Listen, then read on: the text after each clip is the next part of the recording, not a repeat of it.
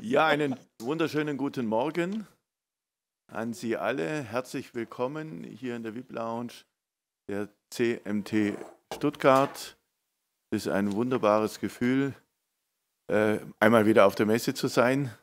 Ich habe vorhin im Vorgespräch gesagt, es ist so ungefähr meine 40. CMT, die ich hier mit dabei sein darf. Und insofern ganz herzlich willkommen. Wir freuen uns, dass es wieder Tourismusmessen gibt in diesem Jahr und allen Anschein nach auch in einem sehr schönen Rahmen mit noch mehr Ausstellern, aber vor allen Dingen mit ganz motivierten Gästen und Teilnehmern.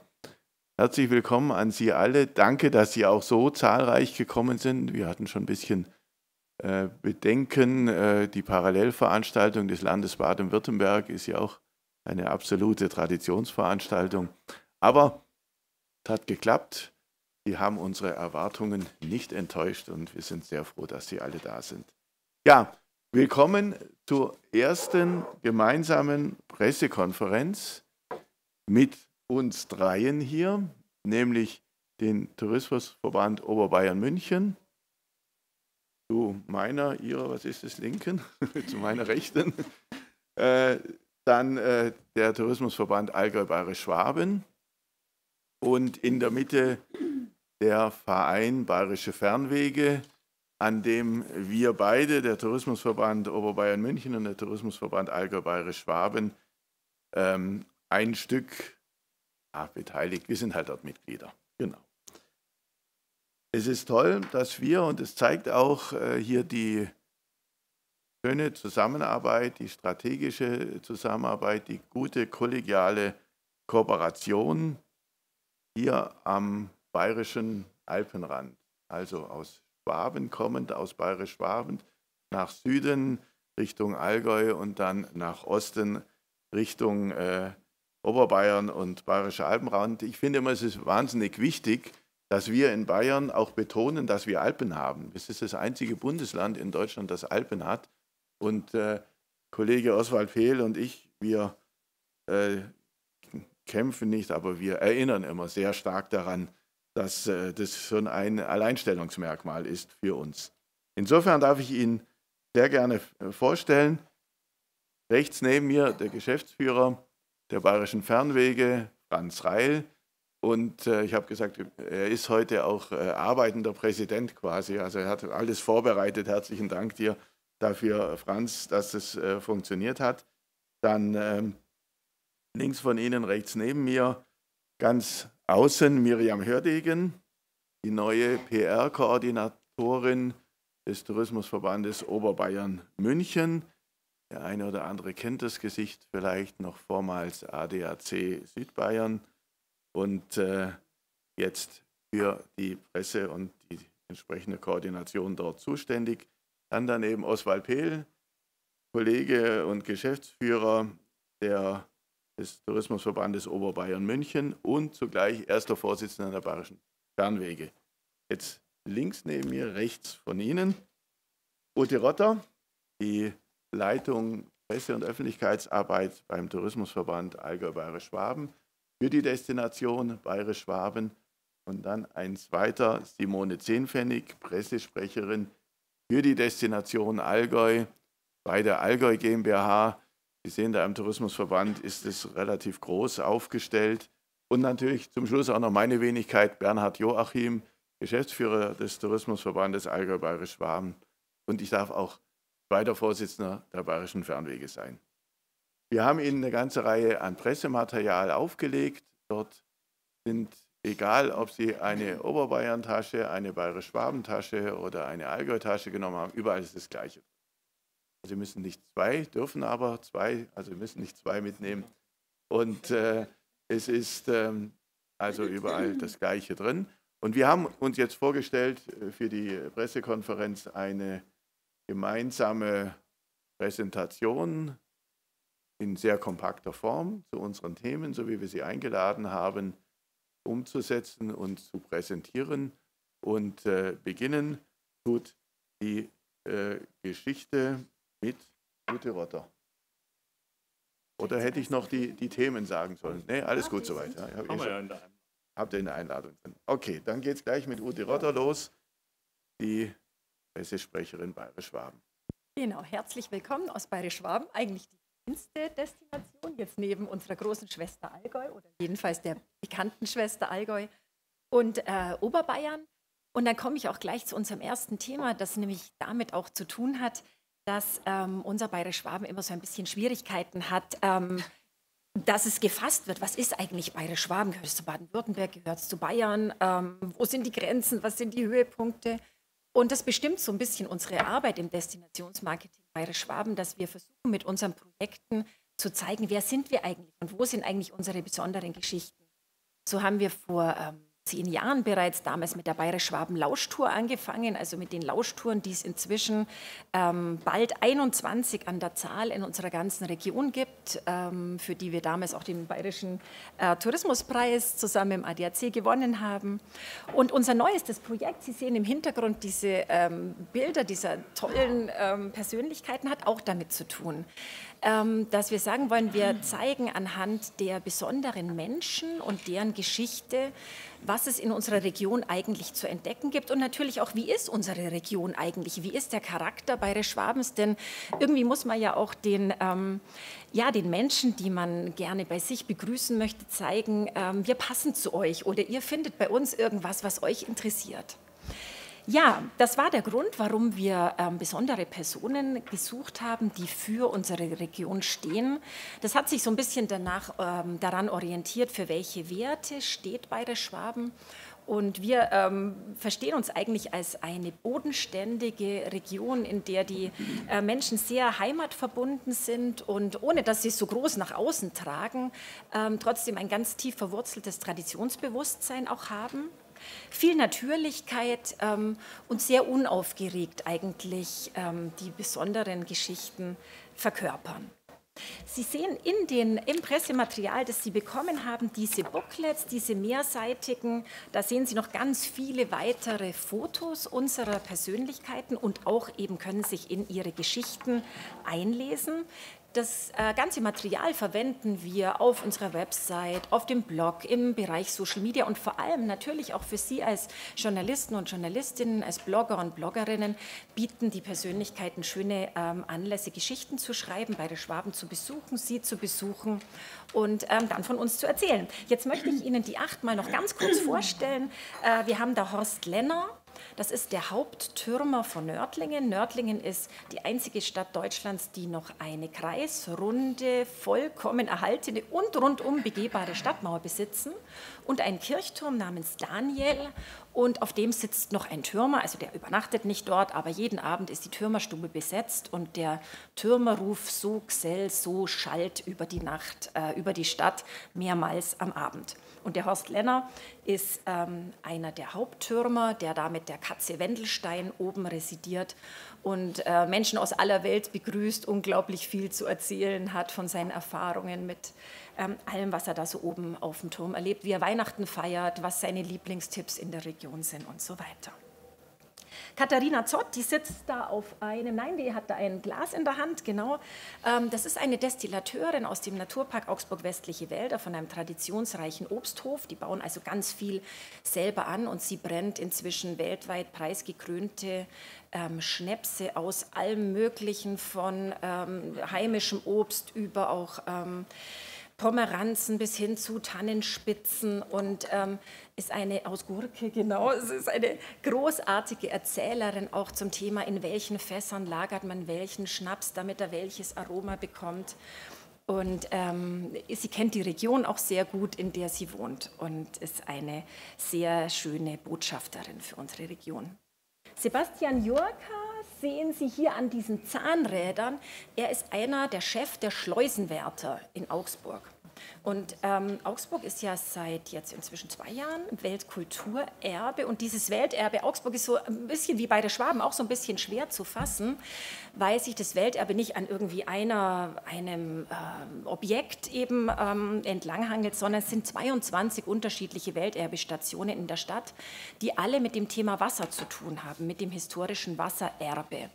Und der Sebastian Jurka, der ist der arbeitet an diesen Stationen, der arbeitet am berühmten Hochablass, Dienst am Eiskanal, an dem ganzen Kanalsystem, das sich durch Augsburg zieht, und kann da natürlich hautnah von allem berichten und erzählen. Stefan Fuß ist ein besonderer Koch, und zwar, er probiert hier gerade irgendein regionales Chutney. Er ist ausgezeichnet mit dem grünen Michelin-Stern, der ja für besondere Nachhaltigkeit steht, für Kochen mit rein regionalen Produkten. Und das ist bei ihm, also wir waren erst mit einer Pressereise bei ihm und alle Journalisten waren auch versierte Food-Journalisten, aber jeder Biss war ein einziger Genuss, also was er aus rein regionalen Zutaten, eben er verwendet dann das ganze Tier und so wie nachhaltige Köche eben kochen, zaubert, das ist was ganz Besonderes. Sieglinde Beck.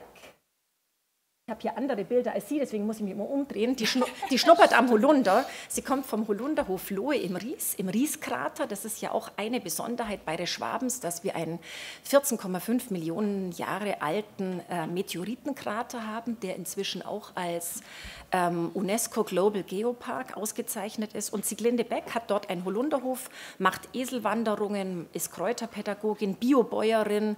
Und sie ist eben auch so eine, was für ein bisschen typisch ist für Bayerisch-Schwaben. Sie geht mit ihrer Tracht und ihrer Kraxe zum Kräutersammeln und sie macht es aber nicht für die Touristen, sondern sie macht es, weil es wirklich ihr ureigenstes Ding ist, diese alten Rieser-Traditionen nach außen zu bringen und zu pflegen und weiter zu bewahren. Und dort können Sie mit ihr Kräuter sammeln, mit ihr Essig kochen, mit ihr Esel wandern, mit ihr auf dem Jakobsweg wandern. Und so ist sie auch eine schöne Geschichtenerzählerin. Ich glaube, ich fasse mich jetzt noch ein bisschen kürzer. Pater Ulrich mit dem Motorrad ist vom Kloster Roggenburg, ganz an der baden-württembergischen Grenze, ist der Subprior und ist ein Unikum, der ganz viel über Ruhe, was suchen die Touristen, wenn sie Ruhe suchen im Urlaub, über spirituelles Reisen erzählen kann und ist selber als Persönlichkeit eben ja, immer gut gelaunt, immer für Überraschungen gut. Sandra Müller, unser bunter Paradiesvogel, ist eine gelernte Trachtenschneiderin, die sich jetzt aber Trachtenpunk nennt sie ihren Betrieb und gleichzeitig hat sie eine Posamentenknopfmanufaktur. Das sind diese alten historischen gewickelten Knöpfe, die in allen Regionen anders aussehen und sie hat eine kunterbunte Werkstatt, entwirft kunterbunte Trachten und kann auch ganz viel von den Flussradwegen in ihrer Region erzählen. Und last but not least, Jakob Lenzer, ein junger Bäcker, ein freier Bäcker. Es gibt ja diese Organisation der freien Bäcker, die sich eben nicht den großen Backkonzernen anschließen. Er bäckt mit auch Kürbiskernen, die in der Region angebaut werden, mit dem Mehl der Mühlen in der Region. Und er hat mit unter 30 den Bäckereibetrieb seiner Familie übernommen, den Himmelbäck in Lauingen, der schon in 5. Generation familiengeführt ist. Ja, das sind unsere Persönlichkeiten, die zum einen unser Bild Bayerisch-Schwabens Ihnen zeigen wollen und Ihnen auch eben viel Stoff für Geschichten liefern können. Wenn Sie dazu nicht gleich was fragen wollen, das können wir vielleicht nachher machen, würde ich zum nächsten Thema übergehen. Und zwar ein Projekt, das sich auf unser gesamtes Verbandsgebiet, also Allgäu und Bayerisch-Schwaben bezieht. Die Simone wird dann gleich noch im zweiten Teil dazu erzählen. Und zwar hatten wir das Vergnügen, dieses wirklich wunderschöne Thema aufbereiten zu können, weil der Freistaat Bayern, wie auch das Land Baden-Württemberg letztes Jahr umfangreiche Fördermittel für den Tourismus bereitgestellt hat, um die Folgen der Corona-Pandemie auch abzufedern. Und eins dieser Projekte, ich glaube, das war die Idee unseres Chefs, bezog sich auf das kulinarische Erbe in Allgäu und Bayerisch-Schwaben. Wir haben also gedacht, es gibt so viele Genussschätze, besondere Produkte, besondere Kulinarik in der Region, dass wir die recherchieren wollen, sichern wollen, für die Nachwelt bewahren, die Menschen dafür sensibilisieren wollen. Und so haben wir zusammen mit dem Spezialitätenland Bayern, also beim Landwirtschaftsministerium angesiedelt und auf der Suche nach Produkten, die schon ein EU-Siegel haben oder ein Slow-Food-Siegel oder eine andere besondere Auszeichnung recherchiert. Was gibt es alles? Da kam eine tolle Fülle zusammen. Manches werden Sie in Baden-Württemberg natürlich kennen, sowas wie die schwäbischen Spätzle oder die schwäbischen Maultaschen, die gibt es bei uns genauso wie in Baden-Württemberg. Aber auch ganz viele lokale Besonderheiten wie den Augsburger Zwetschgendatschi, die Rieser Bauerntorte, die Sie da auf dem Buffet auch probieren können, der Wittelsbacher Weideochs, die geschützten Allgäuer Käsesorten, die schwäbische Weinweichsel, die Nonnenfürzle, das Lechtallamm. Und der ganze Content wurde dann aufbereitet, ist auf sowohl unserer Website als auch auf der Allgäuer Website zu sehen. Aber es wurden auch bestimmte Produkte rausgegriffen und dazu haben sich dann im Allgäu eine Woche lang Food-Stylisten und Food-Designer und Fotografen und Filmer getroffen und haben gekocht und fotografiert und da sind wunderbare Videos und Fotos entstanden, die wir nun ja auch für die gesamte Öffentlichkeitsarbeit verwenden können. Ja, es ist so, wenn Sie sich da mal auf die Website klicken und so ein Video sich angucken, sollten Sie nicht kurz vor Mittagessen sein und keinen Hunger haben, weil es ist wirklich so unglaublich lecker, was da alles zusammengezaubert wird. Und genau, diese Kampagne hat 3 Bausteine. Simone wird gleich zu den 2 und 3 was sagen. Und von mir noch ganz kurz Baustein 1, eben ist eine große crossmediale Infokampagne, die letztes Jahr begonnen hat mit kleineren Medium-Kooperationen wie mit Kitchen Stories zum Beispiel und die jetzt eigentlich mit dem gesamten Content erst richtig so in die Öffentlichkeit gehen wird, mit Reels auf Instagram und mit Geschichten in verschiedenen Magazinen. Und natürlich steht Ihnen auch der Content zur Verfügung, um mit den schönen Fotos und mit dem schönen Material, mit den schön gezeichneten, illustrierten Rezepten, die es zu den Gerichten auch gibt, zu arbeiten und von den besonderen kulinarischen Spezialitäten in Allgäu Bayerisch Schwaben zu erzählen. Und natürlich ist auch Sinn der Sache, die Leute dafür zu begeistern, weil die Sachen kann man natürlich auch probieren bei uns in den traditionellen und modernen Gasthäusern und Restaurants. Und jetzt wird die Simone weiter von dem Projekt erzählen. Vielen Dank. Ja.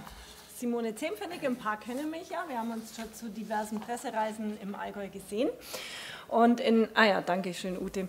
Und in der Pressemappe sind im Übrigen, das will ich jetzt nur mal vorwegnehmen, alle Basisinformationen zum Themen, ja, was wir 2023 so anbieten, auch mit enthalten.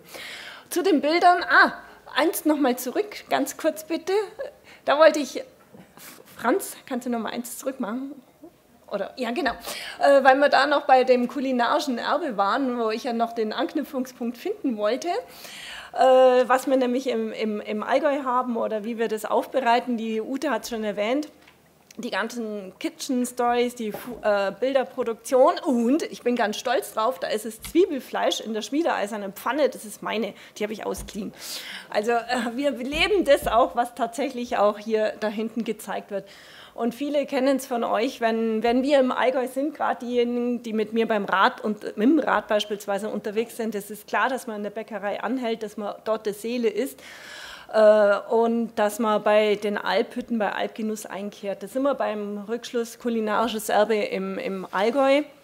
Und Bayerisch Schwaben im Allgäu haben wir uns leicht getan, die Kampagne aufzusetzen, weil es schon unheimlich viele Initiativen gibt, die das kulinarische Erbe schon bewahren und schon immer bewahrt haben. Und das ist eine Kooperation, in der das gut beschrieben wird, ist eben das Foodie. Das ist auch in der Mappe enthalten, das werdet ihr dann sehen. Da sind dann die ganzen Hintergrundgeschichten drinnen. Was ist das kulinarische Erbe? Also auf Allgäuer Seite sind es 15 Gerichte und Rezepte und geschützte Produkte, die da beschrieben werden. Und sind dann auch die Einkehrtipps drinnen, das sind die Hintergrundgeschichten. Das ist das, was er im Foodie sieht und dann eben die Distribution über unsere Online-Kanäle und die verschiedenen Kampagnen. Wir haben auch schon die erste Pressereise zu dem Thema durchgeführt und werden das dann auch im Jahr 2023 fortführen. Eine der Initiativen, die ihr dort auch findet, das ist zum Beispiel das Thema Alpgenuss. Das sind die Hütten, die sich bald vor 20 Jahren schon zusammengeschlossen haben und gesagt haben, wir bieten nur regionale Produkte auf unseren Hütten an. Und wenn das dann zudem noch Sennalpen sind, dann haben die schon Heumilch, aus der Heumilch wird der Käse hergestellt, dann habe ich dann erstmal meine Milch, meine Butter, meinen Käse und dann bin ich schließlich bei den Kässpatzen. Das ist das, was man kennt. Und ihr wisst das alles, nichts ist schöner, als wenn ich beim Wandern einkehren kann in der Hütte und ich habe dann vor Ort den Geschmack, weil auf jeder Alpe schmeckt es einfach anders und schmeckt es richtig gut. Und ein paar backen auch ihren Zopf selber und wenn ihr das mit Butter habt, dann bin ich bei dem tatsächlichen kulinarischen Erbe, wie man sich so vorstellt. Aber es ist eigentlich ja noch viel mehr und das ist in den Kampagnen kulinarisches Erbe auch dargestellt und wird gut, eigentlich finde ich, ist gut aufbereitet worden. Nämlich die Weiterentwicklung. Was steckt denn noch dahinter? Da sind dann die sogenannten Food Mover, so Start-ups auch porträtiert, beispielsweise 3 junge Menschen, die haben den Hof der Eltern wieder restauriert, richtig schön gemacht, die haben die Käseküche wieder reanimiert, weil in einer gewissen Zeit, wo die ganzen EU-Vorgaben waren, hat man ja ganz viele kleine Sennereien geschlossen auf den Dörfern. Die sind jetzt wieder, die 3 jungen Leute haben es wieder aufgemacht und haben sich besonnen, was hat man früher im Allgäu hergestellt, nämlich Weichkäse, den stellen sie wieder her und pflegen dort und widmen sich insbesondere dem Camembert. Das ist die Geschichte von Heumat, auch das findet ihr in den Kampagnen. Oder auch, was auch ist, der Konstantin Kiene, das ist auch ein junger Mann, der die Grüne Haube sich erkocht hat, der das Restaurant in Ofterschwang von seinen Eltern übernommen hat und das muss man erstmal finden auf der Karte, weil es relativ unscheinbar ist. Das ist so kurz vor Schweineberg am Stich. Also es heißt wirklich so, man radelt echt dran vorbei, ohne dass man sieht, hey, da ist ein grüner Haubekoch drinnen, weil es einfach gar nicht so auffällt, aber das sind diejenigen, die Überzeugungstäter, die dann nicht nur mit regionalen Produkten arbeiten, sondern die ganze Küche, das ganze Restaurant so ausgestattet haben. Anderes Beispiel aus dem Allgäu, auch die Geschichte findet ihr, dass die Bianca Meyers, die erste Biospitzenköchin, die wir haben, auch sie hat mit ihrer Schwester das Biohotel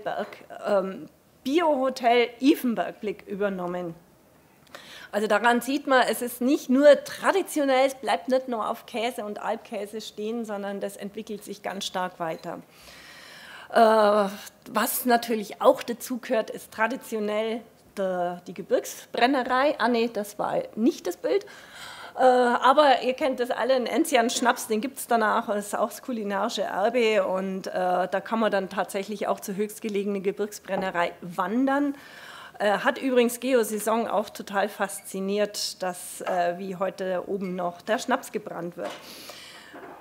Aber jetzt kann man weitermachen. Das nächste Bild, genau. Ich will jetzt dann nicht nur beim kulinarischen Erbe stehen bleiben, sondern auch auf eines drauf eingehen, und zwar, warum haben wir so auf die Initiativen aufsetzen können und wo spiegelt sich das noch wieder, dieses Thema der Bewahrung unserer Heimat, der Bewahrung der Natur. Das ist, weil wir unter anderem 2 Naturschutzgebiete haben, beziehungsweise Naturpark. Das ist einmal das Naturschutzgebiet Allgäuer Hochalpen, das artenreichste Gebirge in ganz Deutschland, und den Naturpark Nagelflugketten. Beide grenzüberschreitende Gebirgszüge oder Alpenmassive.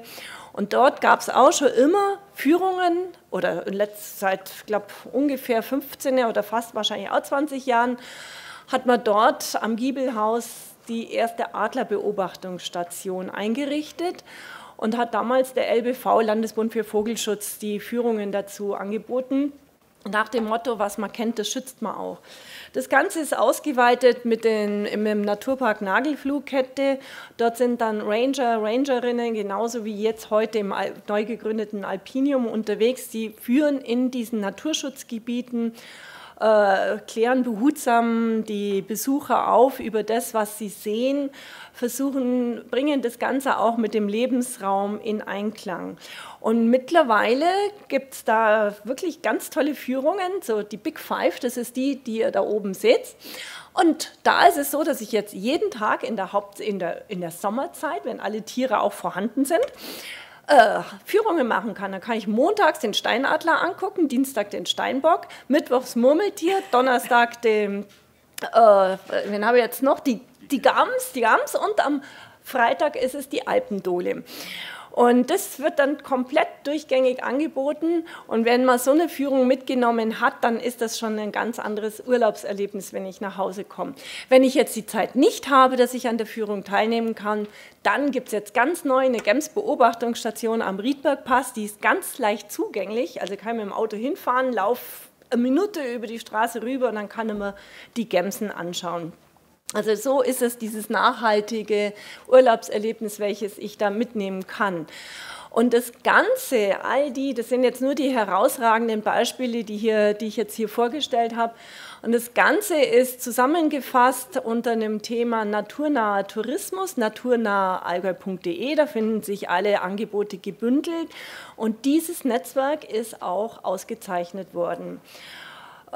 Und es ist aber nicht nur, dass ein Netzwerk ausgezeichnet worden ist, sondern zuletzt der letzte Tourismusgipfel von Allgäu-Bayerisch-Schwaben. Da war zu Gast das Umweltbundesministerium um die Alpenkonvention. Und es ist der Klimahostpreis übergeben worden, eine internationale Auszeichnung. Und auch die ging wieder ins Allgäu. Und in dem Fall war es ein Einzelunternehmer, das Biohotel Engensperger. Es ist nicht nur das erste Biohotel in Deutschland, sondern engagiert sich ständig weiter, ist klimaneutral, aber wie auch immer, es zeigt sich einfach anhand dessen, dass die Häuser, die ganz verschiedenen Akteure sich das wirklich auf die Fahnen geschrieben haben, nicht nur den Naturraum zu erhalten, sondern das geht natürlich nur im Einklang mit dem Lebensraum. Und was ihr jetzt im Lebensraum zum Thema Lebensraum macht, Miriam, das überreiche ich jetzt ganz nach außen auf die andere Seite, werfe ich dort den Ball zu. Und wie gesagt, die weiteren Informationen zu den einzelnen Themen habt ihr in der Pressemappe. Ja, wunderbar. Danke, Simone. Der Blick vom Allgäu Richtung Osten, Richtung Oberbayern passt auch auf dieser Bühne an der Stelle, wenn man das jetzt mal so sehen darf. Ich darf Ihnen was erzählen zum Thema Lebensraum. Wir hatten jetzt schon ganz viele Sachen, wo ganz viel in aller Munde ist, tatsächlich genussvoll. In aller Munde natürlich das Thema Nachhaltigkeit. Jetzt wird jeder sagen, um Gottes Willen komme ich nicht mit diesem Thema, was mich gefühlt an jeder Stelle immer wieder begleitet. Das Thema Nachhaltigkeit sehen wir als ganz wichtigen Aspekt, um nicht nur den Tourismusraum, sondern wirklich den Lebensraum zu erhalten. Nicht nur für unsere Gäste, sondern wirklich für die Einheimischen. Und den Lebensraum können wir nur erhalten, wenn wir unsere Zukunft quasi enkeltauglich machen, wie wir es nennen. Und damit man sich unter dem Thema Nachhaltigkeit etwas vorstellen kann, wurde im Laufe des letzten Jahres für Oberbayern ein Nachhaltigkeitskompass entwickelt, um wirklich einmal zu schauen, was gehört alles zur Nachhaltigkeit. Jeder hat die Vorstellung, das Thema Ökologie fällt natürlich mit rein, ob das ein Recycling ist oder entsprechend weniger Müll zu produzieren. Es gehört aber auch die Dimension der Ökonomie beispielsweise mit rein. Also die Wertschöpfung, die regionale Wertschöpfung, die in der Region passiert, oder auch die soziale Komponente, wenn ich nämlich den Menschen betrachte. Dass ich wirklich sage, was bedeutet Nachhaltigkeit für den Unternehmer, für den Mitarbeiter, aber auch für den Einheimischen. Diesen Nachhaltigkeitskompass gibt es in digitaler Form. Wir haben das alles auf die Sticks gepackt, die bei Ihnen in den Mappen bzw. in den Tüten mit drin liegen. Es gibt ihn nicht gedruckt, weil das würde dem Charakter der Nachhaltigkeit nicht entsprechen an der Form. Aber auf knapp 40 Seiten sind tatsächlich Checklisten aufgeführt, wo jeder Unternehmer für sich selbst was finden kann, wo man auf einfache Art und Weise in kleinen Schritten die Nachhaltigkeit im Unternehmen, sei es in der Gastronomie, in der Hotellerie, im Bereich der Kulturschaffenden oder auch bei Freizeiteinrichtungen wirklich in kleinen Schritten angehen kann, um so etwas wirklich für die Zukunft unserer Region, die wir brauchen, um einen naturnahen Tourismus umsetzen zu können, wirklich zu fördern. Und um das Ganze sehr anschaulich zu machen, haben wir gesagt, wir brauchen nicht nur diesen Nachhaltigkeitskompass, sondern wir brauchen Menschen, die dafür stehen, die einem das einfach mal zeigen, wie das funktionieren kann. Und für diese Menschen gibt es bei uns in Oberbayern seit dem Corona-Jahr 2021 die Tourismushelden. Die Tourismushelden, die tatsächlich sich mit unterschiedlichen Themenfeldern befassen. Das sind diese Personen, die den Tourismus so lebenswert machen. Nämlich die dann gesagt haben, wir haben ein spezielles Produkt oder eine spezielle Initiative, die euch einmal zeigen, wie Nachhaltigkeit funktioniert. Und da würde ich ganz gerne unter anderem auf den Tannerhof in Bayerischzell einmal eingehen. Der Tannerhof ist wie ein kleines, modernes Freilichtmuseum, kann man es fast schon nennen, ein kleines, modernes Bergdorf, in dem man aber wohnen kann. Also es ist tatsächlich es sind Übernachtungsmöglichkeiten in diversen Hütten, die alle im alpenspezifischen Architekturbereich gebaut worden sind und wo es wirklich darum geht, sich auf das Wesentliche zu reduzieren. Also dass ich einfach sage, es gibt keine Fernseher beispielsweise. Es geht darum, wirklich sich mit der Natur auseinanderzusetzen. Das Thema Fasten steht ganz stark im Vordergrund und das Thema Wasser. Also dass es Wassertherapien gibt im Spa-Bereich, einfach weil wir wissen, wie wichtig das Thema Wasser für den Bereich des Lebens ist. Also nicht nur für eine Natur, sondern auch für den Menschen, aber natürlich auch nicht zu vergessen, um zurückkommen zur Kulinarik, für das Bier, was in Oberbayern natürlich sehr stark gebraut wird. Dafür brauchen wir die Reinheit des Wassers und das wird im Tannerhof unter anderem in den Vordergrund gestellt. Des Weiteren haben wir nicht nur ein Unternehmen oder nicht nur Hotels, sondern beispielsweise auch die Ökomodellregion Waginger See. Da haben sich 10 Gemeinden zusammengeschlossen, die wirklich ganz bewusst gesagt haben, wir möchten dieses Thema Biogenuss in den Vordergrund stellen. Also sowohl die Direktvermarkter in der Region, wir möchten zeigen, dass es kurze Lieferwege gibt, um wirklich nicht irgendwelche exotischen Lebensmittel unbedingt auf die Buffets im Frühstücksraum zu legen, sondern mit dem zu arbeiten, was vor Ort ist, was die Wertschöpfung letztendlich in der Region auch drin lässt. Diese Tourismushelden, 40 an der Zahl, mittlerweile in Oberbayern, geben ihre Infos und ihre Tipps an die Branche weiter, also dass man wirklich sagen kann, hier, du kannst das gerne genauso machen, lernt von mir.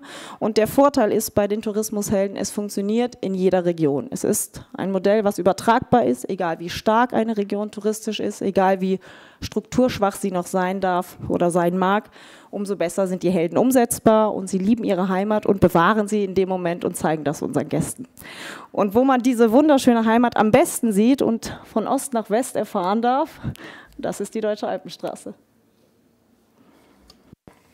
Ja, vielen Dank, Miriam. Mein Name ist Franz Reil, wurde ja schon vorgestellt, Projektkoordinator von der Deutschen Alpenstraße und vom Bodensee-Königssee-Radweg. Fusioniert haben wir das Ganze in unserem Verein Bayerische Fernwege e.V. vor einigen Jahren und sind da ganz stolz drauf, was wir geschafft haben.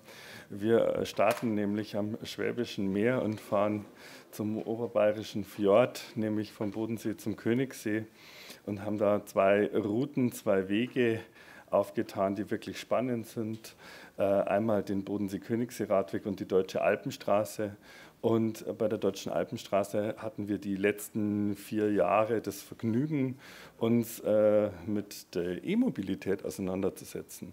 Und das war sehr spannend, weil wir haben natürlich auch Schwachstellen erkannt und haben auch erkannt, dass die Ladeinfrastruktur noch nicht so gut ist. Und da haben wir im Rahmen des Förderprojekts vom Bayerischen Wirtschaftsministerium erstmal uns darum gekümmert, dass die Ladeinfrastruktur verdichtet wird. Wir haben es nicht ganz einfach gehabt. Wir sind voll in die Corona-Pandemie, in die beiden Lockdowns reingefallen, aber dann haben wir digitale Sprechstunden für Leistungsträger angeboten, die sich fit machen können, wenn sie an der Elektromobilität interessiert sind. Also sprich Ladesäulen an Hotels, Ladesäulen an Bergbahnen, an Thermen etc. Und da waren wir doch erfolgreich und haben diese Ladeinfrastruktur auf der Deutschen Alpenstraße verdichtet. Die zweite Aufgabe des Projekts war es, ein Leitprodukt zu entwickeln, sprich eine Pauschale auf den Weg zu bringen. Wir haben uns dazu mit dem deutschen Reiseveranstalter der Tour zusammengetan und haben da 2 interessante Pauschalen gestaltet. Wir unterstützen zum Beispiel nur noch Pressereisen mit elektromobilen Fahrzeugen. Wir haben letztes Jahr ein ganz tolles Fotoshooting gemacht. Da sind 5000 Bilder entstanden. Wir sind 12 Tage lang durch die Destinationen gereist. Wir haben ja insgesamt 9 Landkreise, 2 große Tourismusregionen, Destinationen mit Oberbayern und Allgäu, Bayerisch-Schwaben und sehen uns hier als verbindendes Glied zwischen den Destinationen.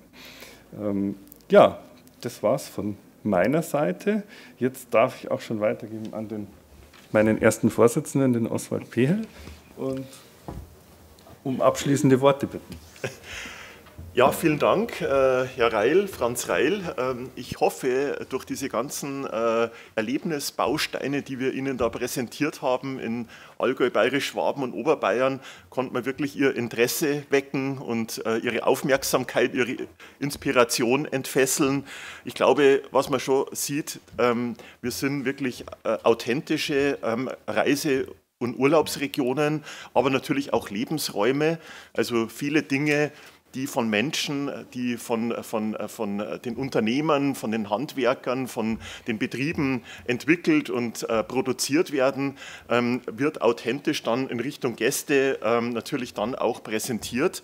Und man hat es gesehen in der Einladung, die Attribute Original, Gurt, ich glaube, da sind wir beim Thema kulinarisches Erbe, eindrucksvoll, hoffe ich, sind wir für Sie, aber auch das Thema dann heldenhaft und wegweisend, wo wir dann den Blick in Richtung Zukunft auch wenden und sagen, wie können wir denn nachhaltiger werden, wie können wir uns noch besser aufstellen und ausrichten. Und dann in der Klammer eben der bayerischen Fernwege sind diese vielen Erlebnisse dann auch wie an einer Perlenkette auch dann erlebbar und erfahrbar. Wir wollen jetzt den Ball ein bisschen auch an Sie wieder zurückspielen und freuen uns jetzt einfach auf Ihre Anmerkungen, auf Ihre Fragen, vielleicht auch entweder hier oder dann auch im Einzelgespräch. Es freut mich, dass wir dann auch ein bisschen von dem kulinarischen Erbe im Anschluss auch hier testen und genießen dürfen.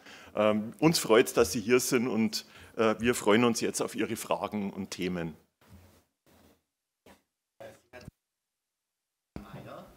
Ja. Das sei Bio, muss man da also vegan essen? Nein. Kann man da auch richtig?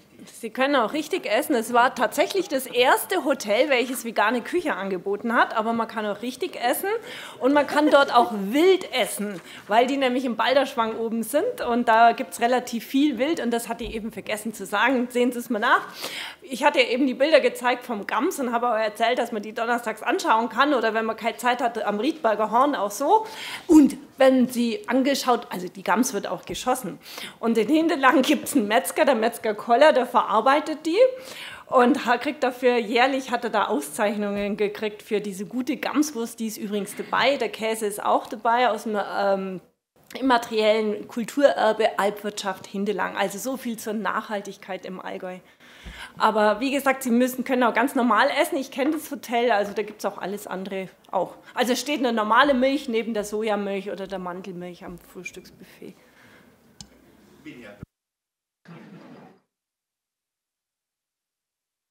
Vielleicht noch ein Hinweis, wir haben ja 2 schöne große Stände, neu in der Halle 6. Wir waren ja früher immer in der Halle 8, also Sie dürfen gerne auch noch am Stand vorbeikommen, sich outen, dann können wir auch gerne noch Sie einladen auf ein Bier. Und hier haben wir auch noch was, Sie dürfen es gerne trinken oder auch mitnehmen für den Abend, für den es zu früh ist. Ich habe ein Radler vom Erdinger und das neue Lagerbier vom Erdinger Brauhaus mitgebracht. Vom Zöttler haben wir jetzt nichts dabei, aber wenn Sie auf Pressereise kommen, dann gibt es bestimmt auch ein Zöttlerbier. Ich gehe mit Ihnen dahin. Ich glaube, wir hätten dann 20 Brauereien hier auflisten können. Ja. Weitere Fragen? Ansonsten gerne auch im Einzelgespräch, wenn Sie Themen, Fragen haben. Ansonsten würde es uns auch freuen, wenn wir Sie mal in der Region begrüßen dürfen, vielleicht entlang der E-mobilen Alpenstraße. Dann können wir Ihnen das alles lebendig dann auch nahebringen. Vielen Dank für Ihr Kommen. Ja, vielen Dank.